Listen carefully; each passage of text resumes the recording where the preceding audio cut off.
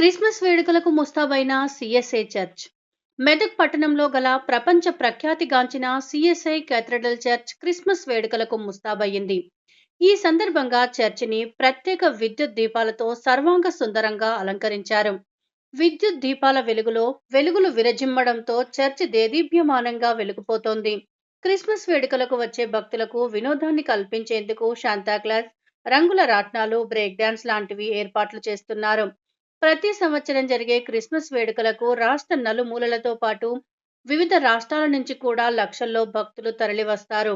Christmas క్రీస్తు జననాన్ని బట్టి Christmas పండుగ జరుపుకుంటాం.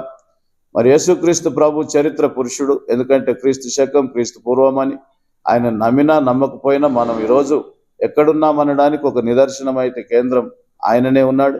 ఇది ప్రపంచానికి మరి పండుగ. అందుకనే ఒక దేశము, ఒక ప్రజలు, ఒక కులం, ఒక మతం కాకుండా యావత్ ప్రపంచంలో అతిపెద్ద పండుగగా జరుపుకునే ఏకైక పండుగ క్రిస్మస్ పండుగ.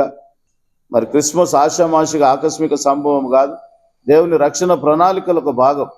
ప్రవక్తల ద్వారా పలకబడిన లేఖనాలు నెరవేరినట్టు జరిగినాయి. దీనికి సంబంధించి అనేక గ్రంథాల్లో, ఇతర మత గ్రంథాల్లో కూడా ఆధారాలు ఉన్నాయి. మరి అవన్నిటి నెరవేర్పే క్రీస్తు జననం క్రిస్మస్. క్రిస్మస్ అంటే ఏందో కాదు, క్రైస్ట్ మాస్ అనగా రెండు పదాల కలయిక. మరి క్రీస్తును ఆరాధించుటే క్రిస్మస్.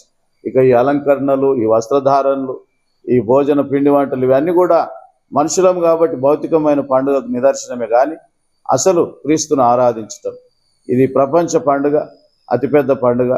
మరి ఈ పండుగ సందర్భముగా మన ఈ ఏర్పాట్లన్నిటిలో భాగంగా మరి ఈ యొక్క అశేష జనాంగం ఇక్కడికి రానయింటుండగా ఎలాంటి అవాంఛనీయ సంఘటనలు జరగకూడదని పోలీస్ శాఖ వారు, మన ఎస్పీ సార్ శ్రీనివాసరావు గారి యొక్క నాయకత్వంలో మంచి బందోబస్తు కూడా ఏర్పాటు చేయబడి ఉన్నది.